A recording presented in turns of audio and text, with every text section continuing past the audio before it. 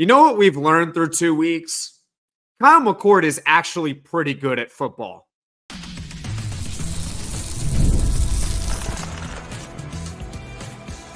You are Locked On Syracuse, your daily podcast on the Syracuse Orange.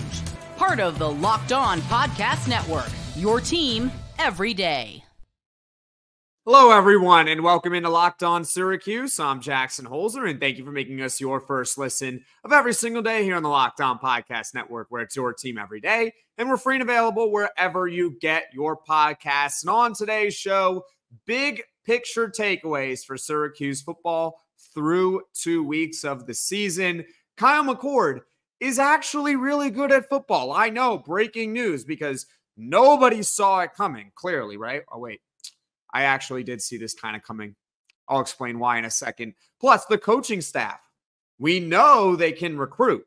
They've been recruiting well all offseason. The main question was, can they actually coach? We have our answer through 2 weeks. And I'm happy to report they can coach pretty darn well, right? Plus, I think we know who the breakout star is on offense for Syracuse football this season. It is Trebor Pena, and we're going to discuss it all here on today's podcast. This episode is brought to you by 5 Hour Energy. Go to 5hourenergy.com and use promo code LOCKEDONCFB to receive 20% off your order. All right. So Kyle McCord is actually pretty good. Here is some background on Kyle McCord. He is a 4-star transfer quarterback from Ohio State, okay? A big-time program at Ohio State. And all he did with the Buckeyes last season as the full-time starter is go 11-1 with nearly 3,200 yards, 24 touchdowns, 6 interceptions, and have a top 10 quarterback rating in the country. That's all he did.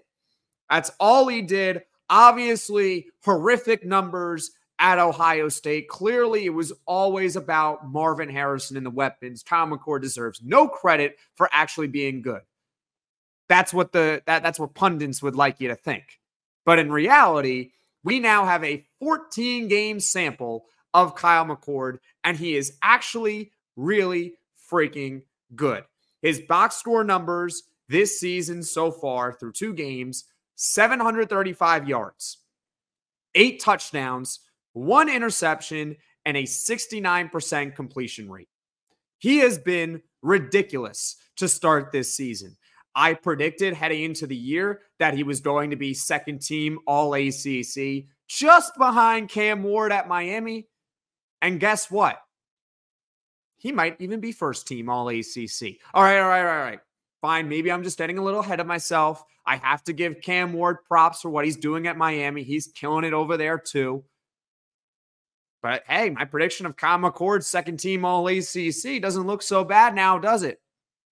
Looks pretty darn good, right? And already in the Heisman conversation, I didn't see that coming. That is absolutely ridiculous. But I knew he was going to be good for this team, and I'm glad that the college football world is starting to take notice that Kyle McCord is actually a pretty darn good quarterback. And here's the thing.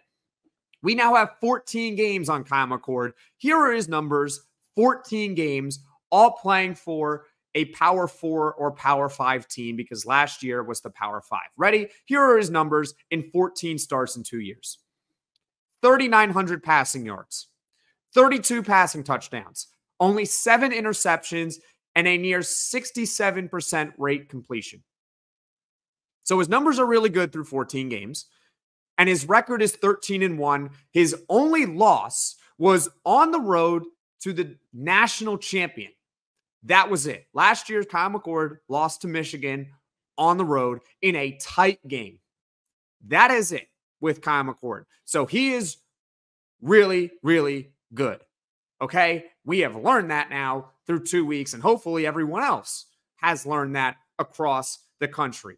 He makes the simple throws look simple. That's how he got on track versus Ohio after a first drive, which, well, didn't really go so well. It was 3 and out with nearly 2 interceptions on the drive. But he got on track with those simple throws that I talked about when I recapped that game, Syracuse and Ohio. You can check it out after this podcast. And he also can make the special throws. We saw a number of them against Ohio and Georgia Tech. He's also clutch. Think about that 3rd and 10 conversion to Oronde Gadsden at the end of the game against Georgia Tech. If they don't convert that 3rd and 10, the Yellow Jackets actually get the ball back with multiple timeouts and a chance to go win the game and completely rip our hearts out because Syracuse would have blown a 17-point lead in the 4th quarter. But Kyle McCord is clutch. So is Oronde Gadsden. We don't have to worry about that. Syracuse beat Georgia Tech 31-28 on Saturday. So we're not even going to remember that Georgia Tech really had a chance to win at the end. Okay. As a friend of mine texted me this yesterday morning. Okay. Got to shout out my friend here. You don't become the starting quarterback at Ohio State by accident. You don't.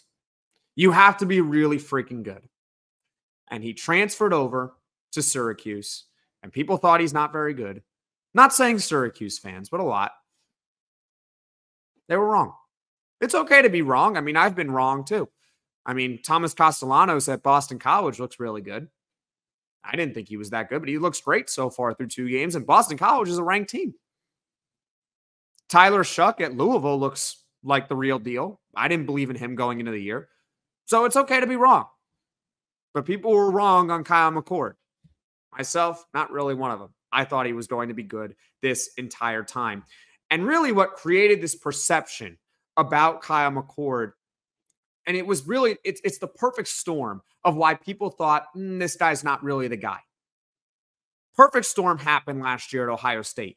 First of all, I've talked about this almost ad nauseum. The 3 starting quarterbacks prior to Kyle McCord were all first-round picks. All right, you got C.J. Stroud, who was actually the number 2 overall pick in the draft. And in case you missed it, he's looking really good with the Texans in the NFL. Justin Fields was a first-round pick. And Dwayne Haskins, a first-round pick. And by the way, all 3 of them were in the Heisman Trophy conversation while they were playing at Ohio State. So Kyle McCord had a really good year. He just wasn't on that level of a first-round NFL quarterback. Guess what? How many first-round quarterbacks are there per year? 3, 4, maybe 5? That's it. There's not a lot of them. Kyle McCord, once again, had a top 10 QBR in the country last year.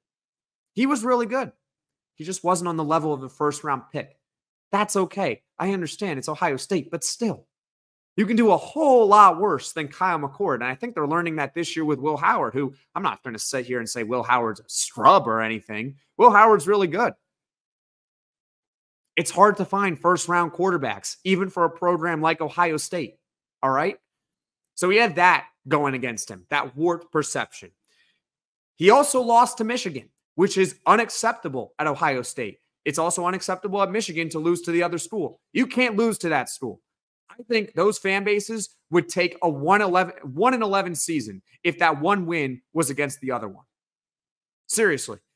It's almost more important to them to win that game than it is to win the national championship. Kyle McCord lost to Michigan, the team that went on to win the national title, and he lost that game on the road, and he didn't really even play that poorly. But they lost. All right? And by the way, C.J. Stroud lost to Michigan twice. And this is finally the third reason why there was a warped perception of Kyle McCord.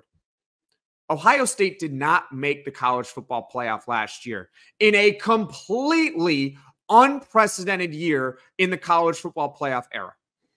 I don't think people understand how crazy it was last season because there were 7 teams with a legitimate case to be in the college football playoff for only 4 spots. That has never happened before.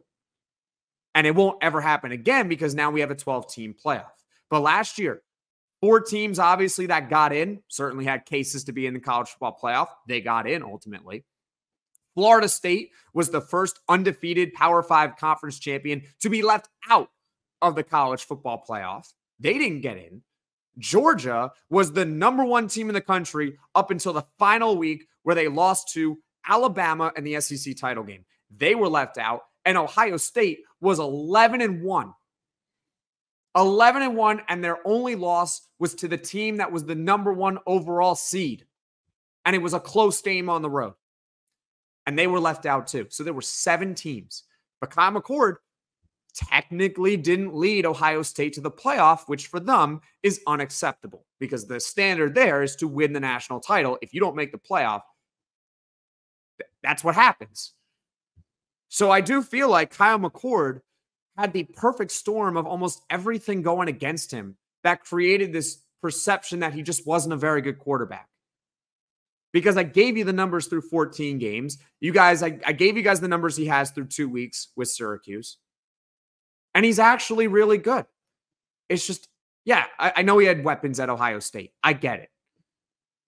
But almost everything went against him in the regard of he wasn't like his predecessors. He lost to Michigan. And he didn't make the team didn't make the college football playoff in a completely unprecedented year. In fact, the same thing happened to CJ Stroud in 2022, where the team went 11-1. Their only loss was to Michigan. And by the way, that loss was at home to Michigan. They got embarrassed in that game, and they still made the college football playoff. Because normally there aren't a lot of teams with a case to make it. But for last season, there were 7 that had a legitimate argument. So everything essentially went against Kyle McCord. He is really good. Is he going to continue to sustain this level of play? Hopefully, right? Hopefully, that's the goal. I mean, Syracuse hasn't had someone, I looked it up this morning. Syracuse hasn't had someone finish top 3 in Heisman voting since Don McPherson in 1987. Let that sink in. Even Donovan McNabb, I looked it up. His highest Heisman finish was number 5. All I'm saying is that if Kyle McCord keeps this level of play up, he's certainly going to be in the Heisman Trophy conversation if he's not already in it. Okay, so what have we learned through 2 weeks? Kyle McCord is actually good at football. I think we can all put the narrative to bed that he wasn't. Okay, we can put it to bed. Goodbye. Never have to see it again. Let's enjoy the ride because Kyle McCord is really freaking good. Now, coming up, the coaching staff. We knew they could recruit, but could they coach? And I think we have our answer through 2 weeks. Hey, Locked On Syracuse fans. I want to take a moment to give you a heads up on a brand new mobile game that I think you're going to love as much as I do. Ultimate College Football HC. In this amazing game and simulation, you get to step into the shoes of a head coach and lead your college football program to glory. Can you imagine actually being the head coach of Syracuse? Just like Fran Brown, right? From recruiting players and hiring coaching staff to overseeing training camps and handling school scholarships, you control every crucial detail of your program. It's all in your hands. Will you be able to handle the pressure? And here's what I really love about the game. You're responsible for calling offensive plays during the games. Your strategy will not only determine the success of your football season, but will shape the future and legacy of your program. Ultimate College Football HC is completely free, has no ads, and is 100% playable offline. You can play on the go, as you want, and when you want to. And of course, we have a special offer for Locked On Syracuse fans. Use the promo code LOCKEDONCFB in all caps inside the game store to receive a free boost to your program. Make sure to take advantage of this perk as it will get your team off to a strong start. To download the game, just visit ultimate-cfb.com or look it up on the app stores. Ultimate College Football HC. Begin your coaching legacy today. So we've established that Kyle McCord is, in fact, good at football. Yay! Finally, we can put the narrative to bed that he wasn't good at football. Let's move on now to the coaching staff of Syracuse football and give a little bit of an evaluation through 2 weeks. And overall, I give them an A. I think they have done a terrific job, and I think we have figured out that this coaching staff can, in fact, coach. Heading into this season, Syracuse football had a brand new coaching staff, a new head coach in Fran Brown, a new offensive coordinator, Jeff Nixon, a new defensive coordinator, Elijah Robinson, coming over from Texas A&M. Okay, brand new coaching staff, the big three, the head coach, the offensive coordinator, the defensive coordinator, all new, brand new, all right? They did a terrific job in the offseason with their recruiting. And to save you some time, because I'll link maybe some podcasts that I did throughout the summer detailing more about their recruiting. But to summarize it quickly on this podcast, their recruiting is better than it's ever been for Syracuse in about 2 decades. Okay? What they are doing hasn't been done in about 2 decades for Syracuse football in terms of where their recruiting classes have ranked and what type of kids they're actually getting from high school. Plus, on top of that, they did a terrific job in the transfer portal, evidently, getting a guy like Kyle McCord. Fidel Diggs from Texas A&M, well, all he is doing is leading the nation in tackles for loss. He's really good, too. So the coaching staff we knew can recruit. We knew they can get talent. But the question was, could they actually coach? And I think we have our answer, and that is yes. Yes, this coaching staff can, in fact, coach. Let's talk about the clock management at the end of the first half versus Ohio. Fran Brown smartly using his timeouts to preserve clock at the end of the half. Syracuse ends up having about a minute to be able to drive down the field against Ohio. And guess what? It seemed like everyone was prepared and that everyone was on the same page. And yes, that's a credit to players, but it's also a credit to the coaching staff of drilling in situational awareness. Everyone knew on that drive what they had to do. Shout out to Jeff Nixon for calling a terrific game, or for having a terrific game plan for what to do in that situation. It was essentially a 1-minute drill. And guess what? They scored a touchdown on the drive at the end of the half. They went up 17-9 against Ohio, and they never looked back. That was a statement drive right there. And it's thanks to Fran Brown's coaching and his clock management and knowing if and when to use the timeouts and preserving the clock. That was already great. But there was obviously a glaring weakness with Syracuse after week 1. Big weakness, because they won pretty handily over Ohio. I think the final score was, 38-22? They handled them pretty well. Offense was good. Defense, I thought, was fine, but there was just one problem. They gave up 250 rushing yards to Ohio. What? How's that even possible? To Ohio? And all week, I had the confidence that that wasn't going to happen again. Even to a team like Georgia Tech that can run the football really well, they weren't going to give up 250 yards. Their performance was an outlier. That was my belief. Well, Syracuse was obviously dealt a tough hand. Marlowe Wax, their star linebacker, middle linebacker, calls all the shots on the defense, all ACC. He's out against Georgia Tech. And he's going to be out for the foreseeable future, another 5 weeks for him. So how is the defense going to adjust against a team that is averaging, or to that point, have been averaging 200 rushing yards per game? Well, Elijah Robinson, the defensive coordinator of Syracuse, had a brilliant idea. He essentially switched the defense, which is normally a 4-2-5, which means 4 down defensive linemen, 2 linebackers, 5 players in the secondary.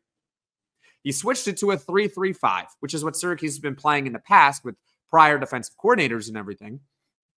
3 down defensive linemen, 3 linebackers, and 5 secondary players. That third player was Fidel Diggs, normally a defensive lineman, and it worked like a charm. Syracuse held Georgia Tech to just 112 rushing yards in the game. Fidel Diggs had himself an amazing day with 7 tackles, 2 tackles for loss, but that's a credit to Elijah Robinson and the coaching staff for having the foresight and knowing how to use their best players on defense, because they had to replace a guy like Marlowe Wax against a good Georgia Tech team. That's a little bit concerning. They did it to nearly perfection by moving Fidel Diggs. I don't know if that's a switch that they're going to do going forward, but it definitely worked against Georgia Tech. So we have our answer. They have proven that they can manage a clock well. They have proven that they can make adjustments. And it's why I have faith that, hey, the special teams was not good against Georgia Tech. But I have full confidence that come Stanford on Friday, they'll be able to fix those issues. There won't be a block punt, a block field goal, and a missed onside kick all in the same game. It cannot be any worse than what it was against Georgia Tech, and it's probably the reason why they're not ranked right now. Because if they beat Georgia Tech 31-21, I'm pretty sure they're in the top 25. But they didn't. It is what it is. But I have full faith that this coaching staff can figure it out. they can solve the special teams and play a complete game next Friday night against Stanford. So we've established Kyle McCord is really good, and the coaching staff, they can recruit well, and now it seems like they can coach together really well. Obviously, very encouraging stuff. Now, coming up, we talked a lot about breakouts this offseason. Who you got? Who do you think is going to break out for Syracuse football? I think we know the answer through 2 weeks. It's Trebor Pena, so stay tuned.